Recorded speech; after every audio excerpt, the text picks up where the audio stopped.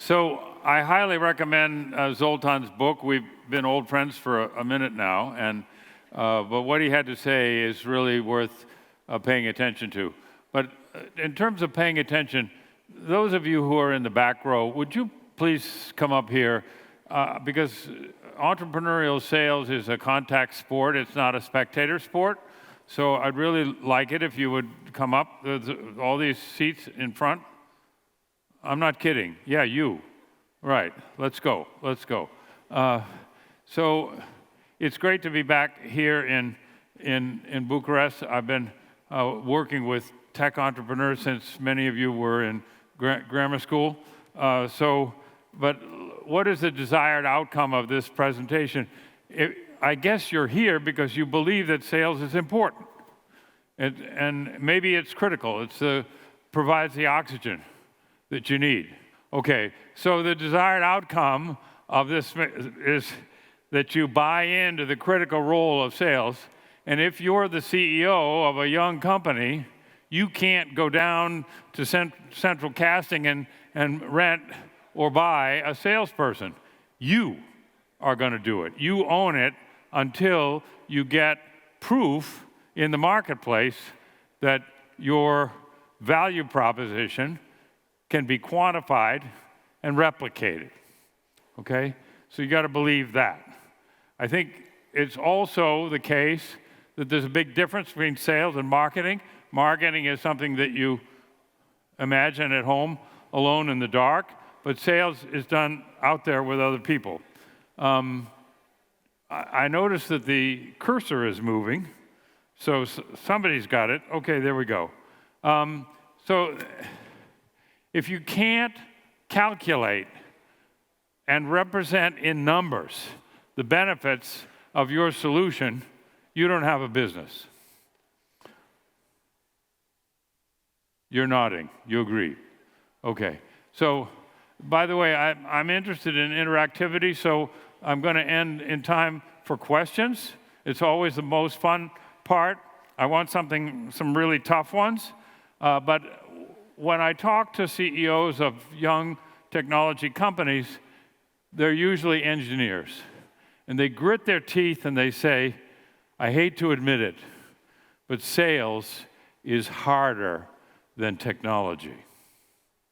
How many of you agree sales is harder than technology? Okay, look around. Okay. So what is the sales process? Zoltan commented on this. You have to know who has the headache for which you are the aspirin. You have to be able to meet them, stalk them, and pitch to them, and in 2 minutes, you have to turn their headache into a throbbing migraine by answering penetrating, insightful questions which demonstrate mastery of the domain, their domain, and show that not only do they have the headache, but it's going to get worse. The problem is going to get worse unless you help them. The purpose of an elevator sales pitch. How long is an elevator sales pitch? You. That's why I asked you to come up here, right? 30 seconds. Joanna? Huh? Carmen, how long is an elevator sales pitch? Okay, the maximum, we're in, Romania is romantic, right? And so we'll give you 2 minutes. But in Silicon Valley, you get 1 minute, okay? So 55 seconds, 2 minutes, but that's it. And why is it short? Why is it short? Because the person you're pitching to has money, power, and influence, and they don't have time. And if you can't get to the point, use numbers, and demonstrate mastery of his or her problem and headache, you're roadkill. Okay. So the purpose of the pitch is not to make the sale. You're not going to sell in a minute or 2 minutes. The purpose of the pitch is to be sufficiently interesting and sufficiently knowledgeable that people are willing to spend more time with you. Purpose of the pitch is to get the meeting. The meeting is 15 minutes. So you've stalked somebody like last night at the Endeavor party. By the way, Endeavor, thank you. That was really great. Okay, thank you very much. And thank you to all of the organizers of this week. It's impressive, the passion and dedication and the swift, seamless, rigorous execution that we see here. I think I don't want to get in trouble politically, but I think there's a lot of precision and execution here that I wish we could see it in some of the military in the neighborhood. But okay, that's for another day. Great work, How to Web. Right at the time that you make the pitch, you want your 15-minute meeting. So what is the best time to pitch Senora Grande, the person with the corner office? What's the right time? Just before she's giving her speech. She doesn't have anything to do. She's waiting for the next speaker. Make the pitch, get the meeting after her talk. You don't want to wait until afterwards because she's going to be surrounded by people trying to put their business cards in her hand and tell a life story and so on. So get the meeting from the pitch. The purpose of the meeting is to convince the target customer that it's worth evaluating your solution, quantifying the benefits, proof of concept, and that leads to a pilot, and the pilot leads to the rollout. How long does that take? Sorry to point. I'm pointing to the lady who's sitting on the edge of her seat because you were just thinking of leaving, right? How long does it take, this whole process? Well, to go from pilot to rollout, you probably have to go through a budget cycle.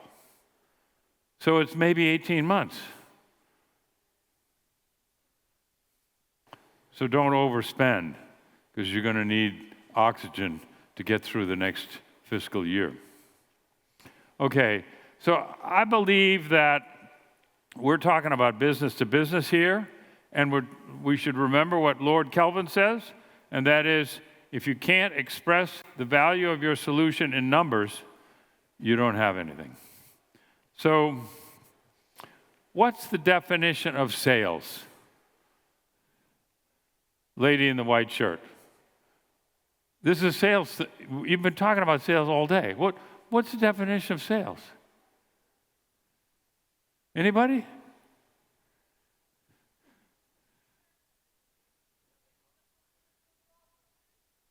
So you got to solve a valuable problem. I love this. She gets to the money thing right away, okay? But I think the definition of sales, thank you, is understanding the customer's needs and matching a solution to those needs. Then the money will come. And so that means you have to understand the decision-making unit in your target customer. Who's going to drive it? And that's going to be the chief main decision maker. They're the ones that are going to drive it because they have the headache, they have the pain. And who's going to stop it? Oh, the IT guy. Oh, we have to study it. For God's sakes, don't let them turn over the evaluation to R&D because they love free education. And they'll ask you 100 questions. And Roxana, what happens after you answer the first 100 questions? More questions, another 100 questions, right? And each question seems reasonable, but the sigma of all of them is unreasonable, and it's like being nibbled to death by ducks. So don't let R&D take control of the evaluation. It needs to be done with business criteria. And what about the finance guy, Dr. No? How are we going to convince the finance guy? Oh, it's not in the budget. And so on. You don't know whether to laugh or cry because I've really gotten right to it. You're dealing with this today. I can see that. I feel your pain. Okay. So, who are you going to sell to? And they better have money, power, and influence. So you better be selling to the EVP who can go to Dr. No and say, I know it's not in the budget, but we need this. And Dr. No says, yes, sir. Because saying no to the EVP would be a career-limiting event. Okay. But there is a jury. And different people in your company are going to be selling to different members of the jury, but you're going to have to get all of them to vote for you. All of them to vote for you. So, of course, you want to relate to their business drivers. If you could do your homework, and you should do your homework, what's the most important thing to know about this EVP? What do you need to know about him or her in order to sell to them?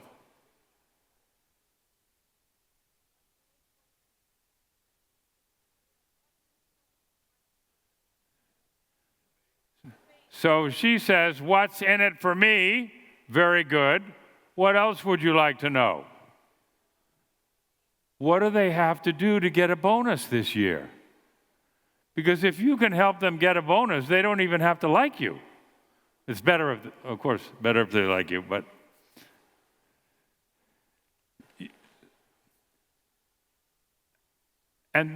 this process of selling to the man or the woman in the corner office is best done by someone whom they consider to be a peer, somebody they've worked with for 20 years, and there's a long history of trust and shared success. But you're a young company. How are you going to recruit someone with 20 years of experience?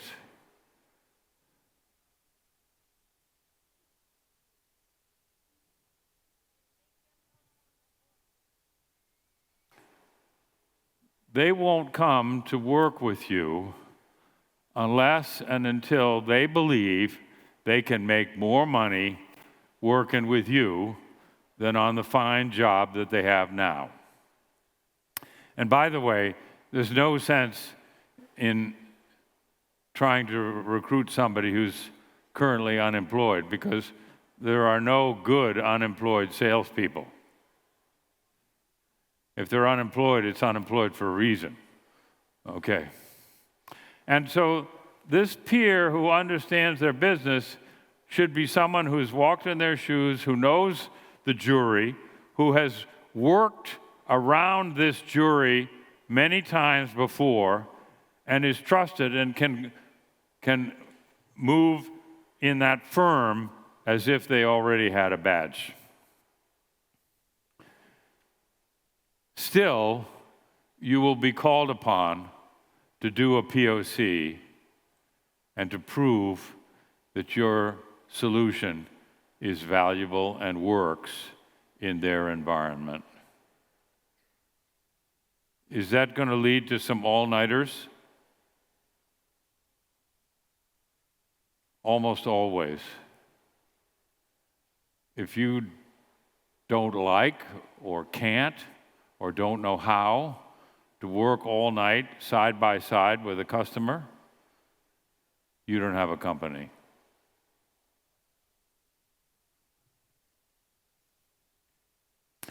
So you're planning to pitch. You're planning to go and meet Senora Grande at some conference like this, or ideally at a cocktail party like the Endeavor one last night. How much preparation do you do for that 2-minute pitch? Give me a number. How many hours of preparation to meet the decision maker who holds the future of your company in her hands? 10 hours?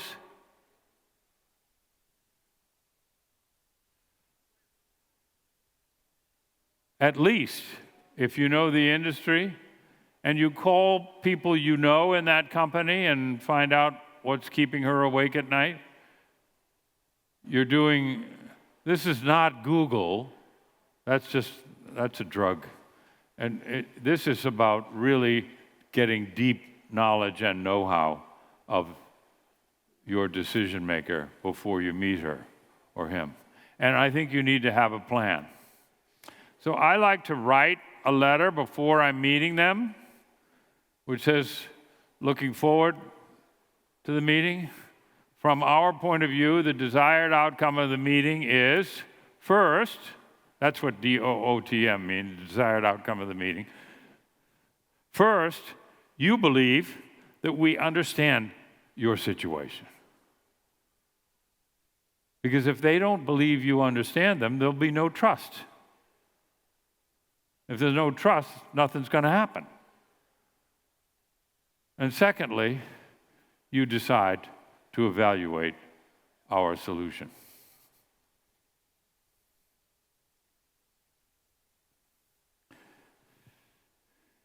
Let's say you have the meeting from 10 to 12.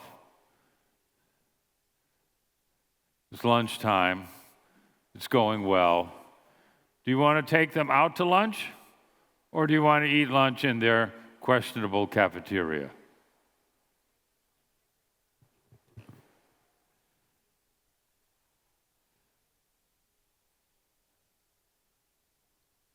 How many say take them out?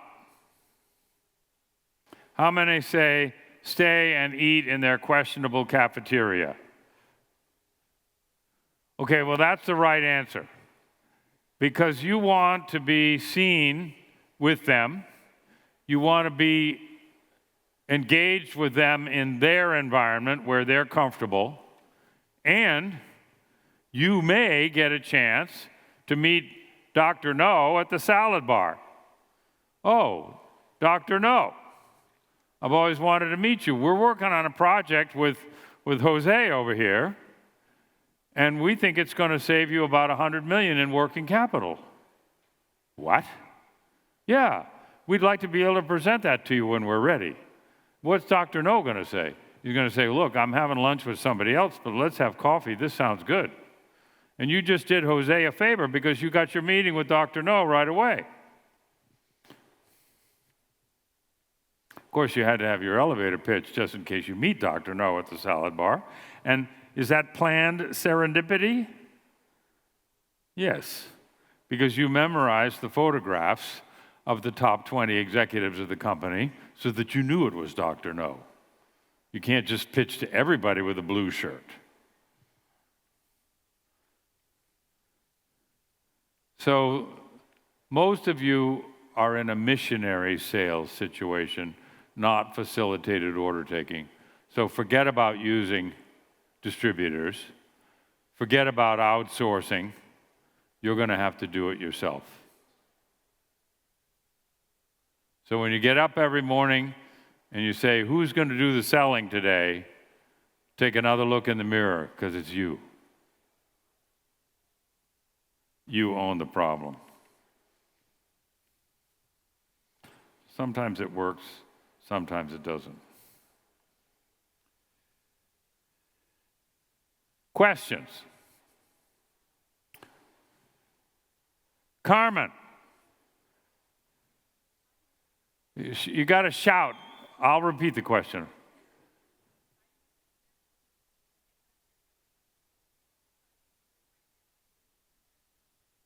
Okay, you're a successful tech entrepreneur. You're a repeat offender. You've done it before.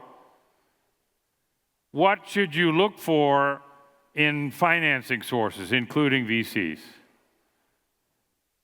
Well, you're in Romania. If you're going to be in Romania, you're going to have to go to the US market earlier than in some other countries because Romanians aren't nice to each other. They don't buy from each other. They want to buy from IBM or big names.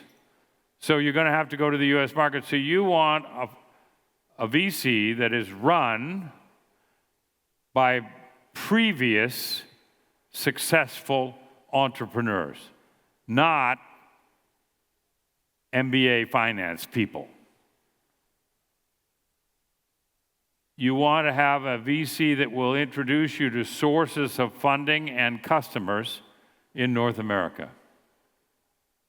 You want people at the board table that are demanding but fair and have the capability to enable you to get your beachhead customers in your chosen vertical market.